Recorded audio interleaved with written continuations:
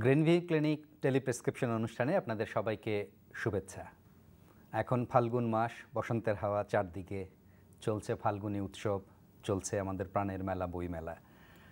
এই সময়টাতে ধুলোবালিও আমাদের আক্রান্ত করে দেয়, আমাদের ত্বকে বিভিন্ন প্রবলেম হয়। তাই আমাদের আজকের বিষয় এই বাসন্তী সময়ে ত্বকের যত্ন। আর এই বিষয়ে কথা বলার জন্য আমাদের মাঝে উপস্থিত আছেন ডক্টর ইরিনকে এর আগেও আপনারা এই অনুষ্ঠানে দেখেছেন। তিনি ত্বক এবং চর্মরোগ বিশেষজ্ঞ। আপনাদের যদি কোনো প্রশ্ন থাকে সরাসরি প্রশ্ন করতে পারেন। তৌহিদা রহমান ইরিনের কাছে আপনারা প্রশ্ন করবেন, আপনাদের প্রশ্নের জবাব দেবেন তিনি। প্রশ্ন করার সময় টেলিভিশনের ভলিউমটা একটু কমিয়ে নেবেন। ইরিন, কেমন আছেন? সম্ভব রকম ভালো আছি। এখন বলেন, আমি যেভাবে শুরু করলাম যে বাসন্তী রোগ দিয়ে, এই বসন্তের সময়ে এই বিশেষ করে শীতের পরবর্তী সময়টায় তো অনেক ধুলোবালি থাকে, আমরা বাইরে বেশি যাই, এক্সপোজারে প্রতিনিয়তই অনুষ্ঠান থাকে। এই সময়টাতে আমাদের ত্বকের, বিশেষ করে আমাদের মুখমণ্ডলের যে ত্বকের এরিয়াটা আছে, এই জায়গার জন্য কি বিশেষ যত্ন নেওয়া দরকার?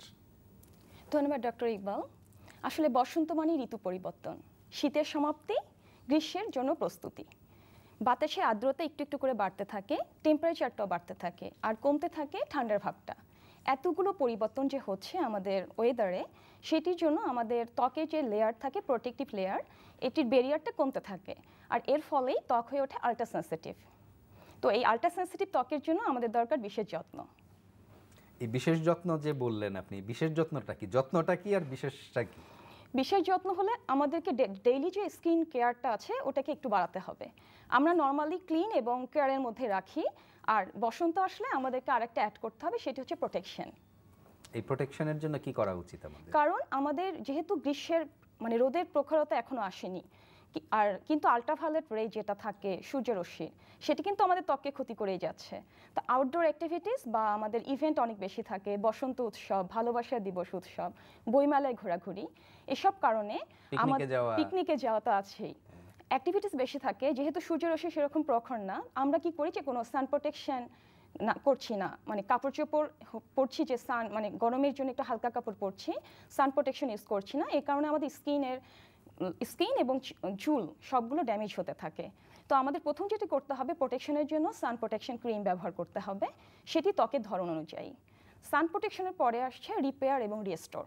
এখন আমাদের যে ড্যামেজটা হয়েছে, এই ড্যামেজটাকে আর বাড়তে দেওয়া যাবে না। তো আমরা এর পরবর্তী যে আমরা বেশি রোদে ঘোরাঘুরি করব না, আর যদি যেতেই হয় সান প্রোটেকশন তো ব্যবহার করবই, কাপড় চোপড় বা সানগ্লাস, একটু হ্যাট ব্যবহার করলে ভালো। আর আমরা একটা সুদিং ক্রিম ব্যবহার করব, যেটি আমাদের সেলগুলোকে রিপেয়ার করবে। এই ক্রিম, আচ্ছা, সুদিং ক্রিমে আমরা আসবো। আবার একটা ফোন নিয়ে আসি। হ্যালো, আসসালামু আলাইকুম। হ্যালো জি, আসসালামু আলাইকুম। হ্যালো, আপনার নাম পরিচয় বলুন এবং সমস্যা বলুন। হ্যালো, আপনি শুনতে পাচ্ছেন? জি, পাচ্ছি, আপনি বলুন। আমি বনানী থেকে বলছিলাম, আমার প্রশ্ন ডাক্তার ইরিনের কাছে। হ্যাঁ জি, বলুন। চুলে প্রচন্ড খুশকির জন্য আমি মানে ক্লিয়ার শ্যাম্পুটা ব্যবহার করতেছি, মোটামুটি ভালো। এখন আমি কি এটাই ব্যবহার করব নাকি কোনো বাজারে যে কিটোনজল শ্যাম্পুগুলো পাওয়া যায় ওগুলো ব্যবহার করব? এটা একটা প্রশ্ন। আরেকটা প্রশ্ন হলো, ডাক্তারের কাছে ওনার চেম্বারটা কোথায়? আমি যদি সরাসরি ওনার সাথে যে কথা বলতে চাই, একটু লোকেশনটা যদি আমাকে একটু বলে দেয়, একটা কন্ট্যাক্ট নাম্বার সহ। থ্যাংক ইউ আপনাকে। আচ্ছা, ঠিক আছে। চেম্বার আর সে নীতিগতভাবে আমরা বলি না, এটা বলা যাবে না, কিন্তু আপনি খুশকির বিষয়টা বলেন। আচ্ছা, খুশকি এই সময় একটা সাধারণ সমস্যা। বাইরের ধুলোবালি আর আমাদের স্কাল্পটা একটু অয়েলি হয়ে যায়। তো আপনি ক্লিয়ার শ্যাম্পু ইউজ করছেন, কিন্তু ড্যান্ড্রাফ কন্ট্রোলের জন্য আমাদেরকে অ্যান্টি ড্যান্ড্রাফ শ্যাম্পু ব্যবহার করতে হবে। সেটি হতে হবে মেডিকেটেড। আপনি যদি সেলেনিয়াম সালফাইড বা জিঙ্কযুক্ত কোনো শ্যাম্পু ব্যবহার করেন, সপ্তাহে 3 দিন আপনার খুশকিটা আস্তে আস্তে কমতে থাকবে। আর খুশকি যদি এরপরেও না কমে, তখন আমরা কোনো একটা টপিক্যাল স্টেরয়েড অ্যাপ্লিকেটর রাতে শোয়ার সময় মাথার স্কাল্পে ব্যবহার করব। মানে হচ্ছে যে এই খুশকির জন্য যে মেডিকেটেড শ্যাম্পুগুলো আছে, আপনি সাজেস্ট করছেন যে সেই শ্যাম্পুগুলো ইউজ করা, এবং যদি প্রয়োজন মনে করে তাহলে অ্যাপ্লিকেটর। উনি বোধহয় আপনাকে দেখাতে চাচ্ছিলেন, কিন্তু আমরা নীতিগতভাবেই এখানে কারো ওই চেম্বারের অ্যাড্রেসটা বলতে পারি না। আচ্ছা, যেই প্রসঙ্গটায় ছিলাম, আপনি সুদিং ক্রিমের কথা বলছিলেন। ধরুন, সুদিং ক্রিম তো আমরা জানি এটা কেমিক্যাল। ন্যাচারালি কিভাবে এটার যত্ন নেওয়া যাবে? ন্যাচারালি ক্রিম মানে সুদিং ক্রিমটা কিন্তু বলতে হচ্ছে আমাদের ময়শ্চারাইজেশনটা আমাদের অবভিয়াস চয়েস। রাইট, ওইটাই আমি দর্শকদের শোনাতে চাচ্ছি। আমরা যে কোনো plant based cream, fruit acid based ক্রিমটাকে আমরা যদি একটু মানে ফ্রিজে একটু কোল্ড করে রাখি, এটা আমাদের একটা সুদিং এফেক্ট দেবে। যেমন ধরুন একটা উদাহরণ দিয়ে যদি আমরা বলি। অ্যালোভেরা জেল বা কিউকাম্বার জেল। আচ্ছা, এই জেল ছাড়াও তো ধরুন যে এই অ্যালোভেরা কিনতে পাওয়া যায়, সেটাকে যদি আমরা চেঁচে নিয়ে ফ্রিজে রেখে দিয়ে তারপর মুখে মেখে রাখি তাহলে কাজ হবে এখানে না? একটা ব্যাপার আছে, অ্যালোভেরা জেল, কিউকাম্বার জেল, এরপর আমরা টার্মারিক ক্রিম, অনেক কিছু আছে, ফ্রুট অ্যাসিড বেসড কিছু ক্রিমের কথা বলেছি, বা অ্যাপল থেকে তৈরি, অ্যাপল Right, এক্সট্রাক্ট থেকে তৈরি। right. কিন্তু যেটা হয় অনেকের ক্ষেত্রে অ্যালোভেরাটা কিন্তু একটু অ্যালার্জির কারণ হয়ে Allergic যেতে হতে পারে। পারে। তো আমার জন্য যদি অ্যালার্জির কারণ হয় আমি সেটা অ্যাভয়েড করব। আর অ্যালার্জি আছে কিনা এটার জন্য আমরা একটা ছোট্ট প্যাচ টেস্ট বা সেন্সিটিভিটি টেস্ট করতে পারি, এটা খুব কি করতে সহজেই হয়? করা যায়। কিভাবে করা যায় এটা? কানের পিছনে বা হাতে আমরা জাস্ট ক্রিমটা 5 মিনিটের জন্য অ্যাপ্লাই করব, এরপরে ধুয়ে ফেলবো 5 মিনিট পরে। 24 আওয়ার্সে আমার কোনো রিয়াকশন হলে এটি আমার জন্য পারফেক্ট না। কানের পেছনে অথবা অথবা হাতের হাতের ওপরে আমি উপরে। 5 মিনিট লাগিয়ে রাখলাম, তারপরে ধুয়ে ফেললাম। ধুয়ে ফেলার পর আমি দেখব 24 ঘন্টা মানে কালকে ওই সময় পর্যন্ত কোনো যে reaction জায়গাটা হচ্ছে লাল কিনা, হয়ে গেল কিনা, কোনো র্যাশ হচ্ছে সার্কুলার কিনা, র্যাশ হচ্ছে কিনা, অন্য জায়গায় কোথাও Itching হচ্ছে চুলকানি হচ্ছে কিনা। কিনা, এই আবার জিনিসগুলো দেখি। ডিসটেন্স রিঅ্যাকশন হতে পারে, আমি অ্যাপ্লাই করলাম হাতে কিন্তু আমার মুখে দেখা যাচ্ছে র্যাশ Right, হচ্ছে, অন্য জায়গায়ও চুলকানি অনেক সময় হতে পারে। ব্রিদিং মানে কমপ্লিকেশনও দেখা দেয়, যে শর্ট ব্রিদিং হয়, আমাদের ঠোঁট ফুলে যাচ্ছে, চোখ থেকে পানি আসছে, এগুলো সবকিছু অ্যালার্জিক রিঅ্যাকশন। আর বসন্তে তো আউটডোর অ্যাক্টিভিটিসের কারণে আর ফুল ফোটে, পোলেন অ্যালার্জিটাও বেড়ে যায়, এটাই সবকিছু আসতে যাচ্ছিলাম আমি। ধরুন যে এই যে আমরা কেন বললাম যে বসন্তের সময় খেয়াল রাখতে হবে, বসন্তে নতুন নতুন এই যে এখন ফুলের রেণুতে আসবে, এবং ফুলের রেণু হচ্ছে এক ধরনের অ্যালার্জেন, এবং এটা দিয়ে খুব অ্যালার্জি হতে পারে আমাদের। আউটডোর অ্যাক্টিভিটিস বিশেষ করে বাচ্চাদের, টিনেজ ছেলে মেয়েদের এটা বেশি বেড়ে যায় এই সময়। তাদের জন্য আপনার পরামর্শ কি? আসলে অ্যালার্জি রিঅ্যাকশন যে কোনো বয়সেই হতে পারে, টিনেজদের বেশি হয়। এদেরকে আমরা যে ট্রিটমেন্টটাকে দেই সেটাকে আমরা বলি টিন ট্রিট। টিনেজে কিন্তু বেশি কিছু ট্রিটমেন্ট দরকার নেই, আমরা যে খাবারগুলো আমাদের অ্যালার্জি করছে সেগুলো অ্যাভয়েড করব, আর নতুন কোনো প্রসাধন ব্যবহার করব না। আমাদের ত্বকের জন্য উপযোগী কোনো সানস্ক্রিন বা একটা মাইল্ড ময়শ্চারাইজার অ্যাপ্লাই করাই যথেষ্ট।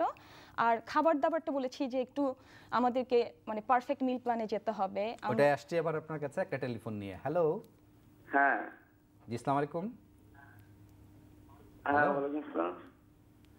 জি, আপনার নাম পরিচয় বলে আপনার প্রশ্নটা জিজ্ঞেস করুন প্লিজ। জি, আমার নাম খলিল রহমান টিটু, আমি শেরপুর থেকে বলছি। হ্যাঁ জি বলুন টিটু সাহেব। জি জি, আমার প্রবলেমটা হলো যে আমার মুখে এবং নাকে, হ্যাঁ আগায়, ওই গালে দুই সাইডে চোখের নিচে একটু মাপতে আছে। হ্যাঁ, এটা আমি ইন্ডিয়ান নয়েজ ক্যাস ব্যবহার করে আগে একটু বেশি ছিল, তো এখন একটু কমছে, তো মানে পুরোটা সারতেছে না, এটার জন্য একটু পরামর্শ চাইছিলাম। আচ্ছা, টিটু সাহেব আপনাকে অসংখ্য ধন্যবাদ, অনেক দূর থেকে আমাদের প্রশ্নটি করছেন। আপনার যেটি হয়েছে যে মেস্তা কিন্তু খুব সাধারণ সমস্যা, আর এটা হচ্ছে আমাদের জন্য সব থেকে চ্যালেঞ্জিং। আর আপনি কিছু ক্রিম অ্যাপ্লাই করেছেন যার পরে ওটি যাচ্ছে না। আপনাকে প্রথমে আমি আমাদের আলাপচারিতার শুরুতে বলেছি যে সানস্ক্রিন ব্যবহার করতে হবে, সানস্ক্রিন ব্যবহার করলে আপনার এই দাগটা আর গাঢ় হবে না। আর এখন আপনি আপাতত একটা স্কিন লাইটেনিং কোনো ক্রিম ব্যবহার করবেন যেটি হচ্ছে আরবিউটিন বা কজিক অ্যাসিড সমৃদ্ধ।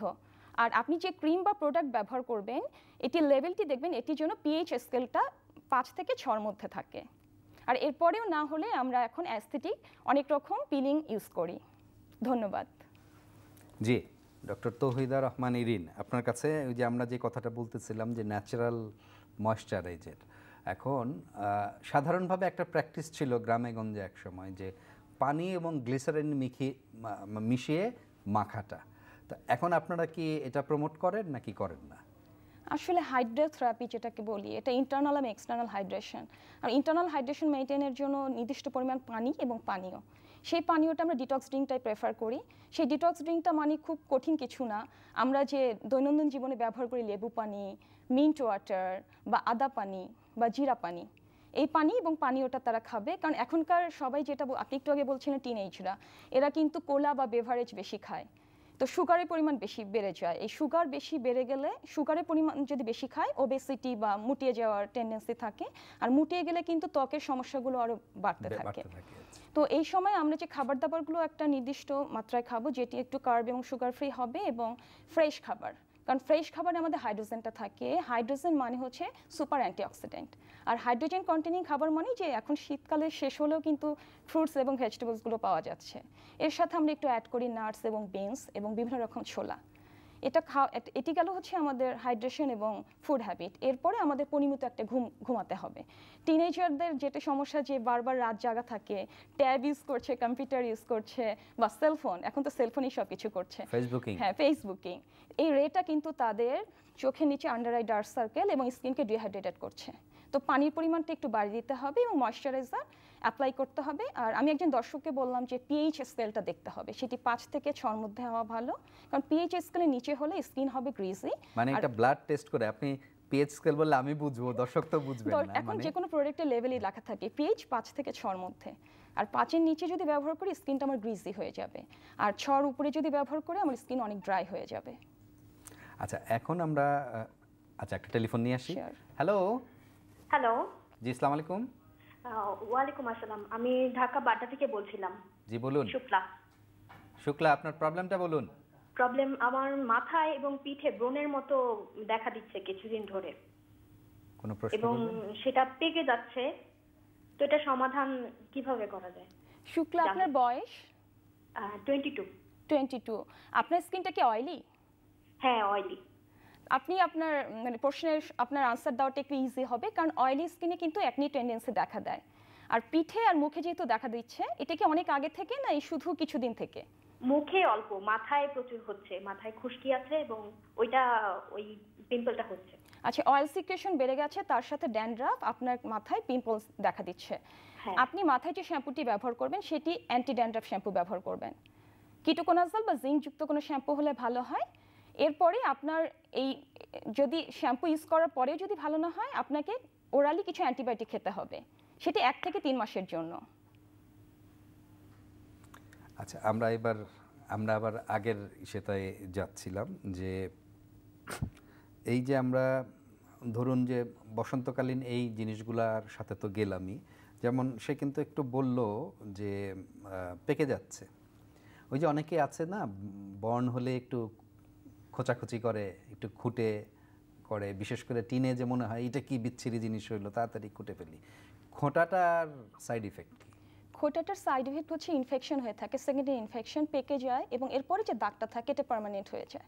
তখন এই দাগটা তার মনে পড়ে যায় এবং এটা একটা তাদের লো সেলফ এস্টিমে ভোগে, তার কনফিডেন্স লেভেল আস্তে আস্তে কমে যায় এবং সেই দাগ তো আবার সারানো যায়। সেই প্রসঙ্গে আসছি, আবার আমরা আরেকটা টেলিফোন নিয়ে আসি। হ্যালো। জি, আসসালামু আলাইকুম। ওয়ালাইকুম আসসালাম। কে বলছেন, কোত্থেকে বলছেন? আমি বরিশাল থেকে বলছিলাম। ভেরি গুড, আপনার সমস্যার কথা বলুন। আমার বাচ্চা মানে 7 মাস বয়স। আচ্ছা। ওর আজকে 3 মাস যাবত, ওর 3 মাস থেকে ওর গায়ে প্রচন্ড পরিমাণ অ্যালার্জি। আচ্ছা, অ্যালার্জি মানে কি? গা লাল হয়ে যাচ্ছে, ফুলে যাচ্ছে? একদম পানি মুখে করে বৃষ্টির মতো উঠে, তারপরে একটা মাথা কামড় দিলে ওই অ্যালার্জির সাথে মিশে মানে প্রচন্ড খারাপ অবস্থা হয়ে যায়। আচ্ছা, 7 মাস বয়স বাচ্চা। যে 7 মাস বয়স বাচ্চার অ্যাটোপিক ডার্মাটাইটিস হওয়ার চান্সটা বেশি, কারণ অ্যাটোপিক ডার্মাটাইটিস যদি থাকে সেখানে যে কোনো র্যাশ হয় এবং পোকামাকড় যদি কামড় দেয় সেটি থেকে প্যাপুলার আর্টিকেরিয়া হয়। আরেকটি জিনিস হতে পারে, 7 মাস বয়সের বাচ্চা, কিছুদিন আগে শীত ছিল, বাচ্চাকে তো আঁটো-সাঁটো কাপড় পরিয়ে রেখেছে, সেখান থেকে ঘাম হয়ে মিলিয়া বা মানে ঘামাচি হয়েছে। ঘামাচি কিন্তু শুধু যে গ্রীষ্মকালে হবে গরমে তা নয়, শীতকালে আমি যদি আমার কাপড় চোপড় বা বেশি ইমলিয়েন্ট ইউজ করি বাচ্চার গায়ে, বেশি ময়শ্চারাইজার, ওভার ময়শ্চারাইজ যেটাকে বলা হয়, করলে আমার এই ঘামাচিটা হতে পারে। আর ঘামাচির জন্য আমি যেহেতু ছোট বাচ্চা, আমি কোনো ক্রিম বা অয়েন্টমেন্ট না দিয়ে একটা প্রিকলি হিট সোপ ইউজ করতে বলবো গোসলের সময়।